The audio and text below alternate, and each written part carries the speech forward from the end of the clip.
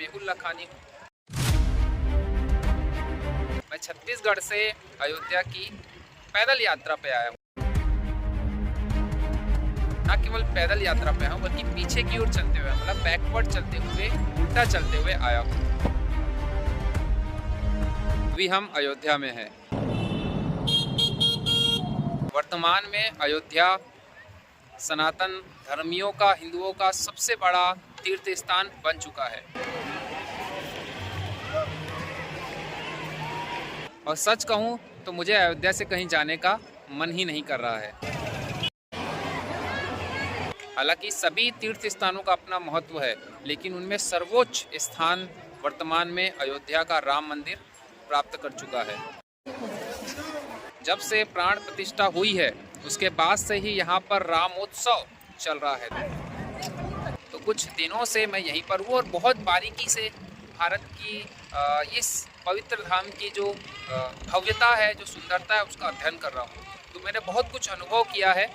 यहाँ पर या कोई भी पवित्र स्थानों पर अगर कोई व्यक्ति जाता है तो स्वयं नहीं जाता। हम सभी जानते हैं कि हमको जब भगवान का बुलावा आता है तभी हम पहुँच पाते हैं। और कई बार हम देखते हैं कि बहुत सारे लोगों के पास सब कुछ व्यवस्थाएं होती है, इच्छा भी बहुत होती है, लेकिन भगवान उसको ऐसी परिस्थिति में उलझा के रखता है कि वो आ ही नहीं सकता। तो जब आपको ऊपर वाला बुला रहा है तो आपको एक दायित्व सौंपता है, वो आपको एक काम सौंपता है। आसपास जो पवित्र स्थान होते हैं वहाँ पर हजारों लोग रोजगार, व्यवसाय की तलाश में आते हैं, इस आस में कि भगवान हमारा और हमारे परिवार का पालन पोषण करेंगे। तो स्वाभाविक तौर पर इस युग में स्वयं आके भगवान तो कल्याण करते नहीं है, तो भगवान हमारे जैसे लोग का चयन करते हैं और हमको बुलाते हैं और ऐसे स्थानों पर हम पहुंचते हैं। तो जब हम दर्शन करते हैं तो घूमते हैं, कुछ खाते पीते हैं, कुछ खरीदते हैं, तो वो सब कुछ भगवान की इच्छा के कारण ही होता है। तो आपका खर्च किया हुआ एक एक पैसा जो कि आप ऐसे स्थानों पर खर्च करते हैं सीधा भगवान के चरणों में पहुंचता है, क्योंकि ऐसे लोग भगवान की आस लेकर ही आते हैं और उनके सहारे ही उनका परिवार, उनके बाल बच्चे पलते हैं।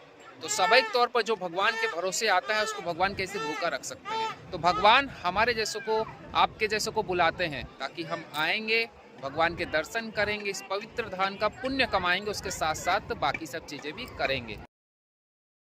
तो जब हम वो चीज़ें खर्च करते हैं, तो जब हमारी खर्च किया हुआ पैसा, जो दुकानदार है, कोई व्यवसायी है, कोई रिक्शा चलाने वाला है, कोई नाव चलाने वाला है, कोई कुछ मांगने वाला है, तो ये सब जब कमाते हैं, हम जब देते हैं तो उनका परिवार पलता है, उसका पेट पलता है, उसके बीवी बच्चों का, उसके माता पिता का, इवन उसके साथ साथ उनके घर में जो पशु होते हैं, चाहे गाय हो, चाहे कुत्ता हो, चाहे अन्य जानवर हो, उनके लिए भी अनाज और उनके लिए भी जो भोजन की व्यवस्था उस पैसों से होती है। तो एक साथ में कितना पुण्य हम अर्जित करते हैं। हम सरयू के तट पर है।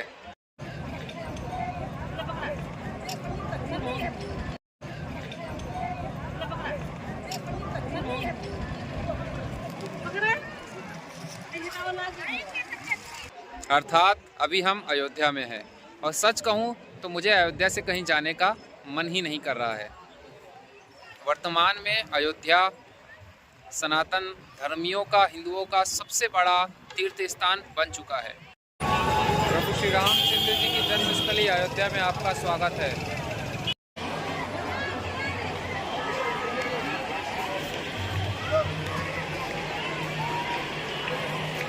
हालांकि सभी तीर्थ स्थानों का अपना महत्व है, लेकिन उनमें सर्वोच्च स्थान वर्तमान में अयोध्या का राम मंदिर प्राप्त कर चुका है।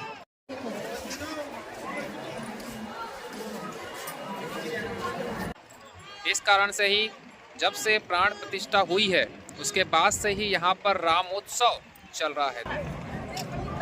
दुनिया का सबसे बड़ा उत्सव, सबसे सुंदर उत्सव चल रहा है। आखिर कहाँ क्या हो रहा है, क्यों इतने लोग उत्साहित हैं यहाँ पर आने के लिए, यहाँ पर क्या क्या हो रहा है, कैसी व्यवस्था है, लोग कहाँ रुक रहे हैं, कैसे दर्शन कर रहे हैं, सब कुछ हम आपको जानकारी देने वाले हैं। पहले मेरे बारे में बता दूं, मैं मेहुल लखानी हूँ और मैं छत्तीसगढ़ का वैसे तो निवासी हूँ, लेकिन मैं अपने आप को भारत का ही निवासी कहता हूँ। मैं छत्तीसगढ़ से अयोध्या की पैदल यात्रा पे आया हूँ। ना केवल पैदल यात्रा पे आया हूँ बल्कि पीछे की ओर चलते हुए, मतलब बैकवर्ड चलते हुए, उल्टा चलते हुए आया हूँ।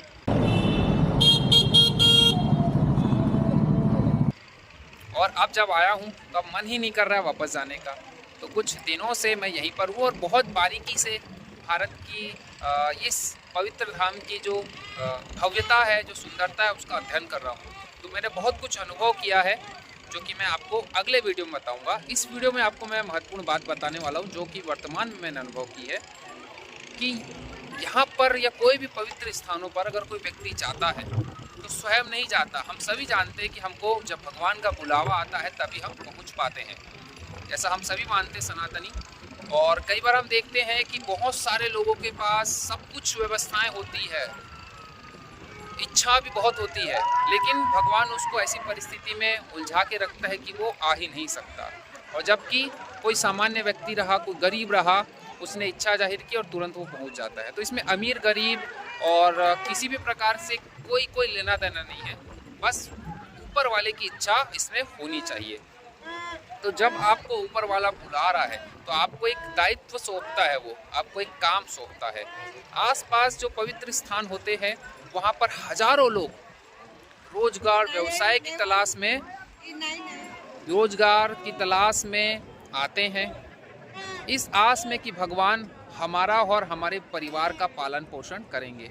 तो स्वाभाविक तौर पर इस युग में स्वयं आके भगवान तो कल्याण करते नहीं हैं, तो भगवान हमारे जैसे लोग का चयन करते हैं और हमको बुलाते हैं और ऐसे स्थानों पर हम पहुंचते हैं। तो जब हम दर्शन करते हैं तो घूमते हैं, कुछ खाते पीते हैं, कुछ खरीदते हैं, तो वो सब कुछ भगवान की इच्छा के कारण ही होता है। तो आपका खर्च किया हुआ एक एक पैसा जो कि आप ऐसे स्थानों पर खर्च करते हैं सीधा भगवान के चरणों में पहुंचता है, क्योंकि ऐसे लोग भगवान की आस लेकर ही आते हैं और उनके सहारे ही उनका परिवार, उनके बाल बच्चे पलते हैं।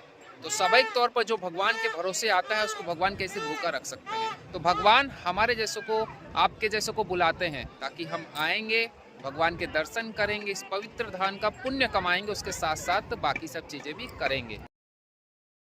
तो जब हम वो चीज़ें खर्च करते हैं, तो जब हमारी खर्च किया हुआ पैसा, जो दुकानदार है, कोई व्यवसायी है, कोई रिक्शा चलाने वाला है, कोई नाव चलाने वाला है, कोई कुछ मांगने वाला है, तो ये सब जब कमाते हैं, हम जब देते हैं तो उनका परिवार पलता है, उसका पेट पलता है, उसके बीवी बच्चों का, उसके माता पिता का, इवन उसके साथ साथ उनके घर में जो पशु होते हैं, चाहे गाय हो, चाहे कुत्ता हो, चाहे अन्य जानवर हो, उनके लिए भी अनाज और उनके लिए भी जो भोजन की व्यवस्था उस पैसों से होती है। तो एक साथ में कितना पुण्य हम अर्जित करते हैं। तो कभी भी जब हम ऐसे स्थानों पर आते हैं तो ये मान के चलिए कि आपको प्रयास करना चाहिए कि आप आवश्यकता की अपनी चीज़ें खरीदें, कुछ खर्च करें, इस जगह का आनंद उठाएं, ताकि प्रभु आपकी जो खर्च की हुई राशि है डायरेक्ट प्रभु तक पहुँचे, है ना। वैसे हम प्रभु हमें चढ़ावा चढ़ाते ही अपने अनुसार, ऐसा नहीं है कि वो गलत है ये सही है, ऐसा नहीं है।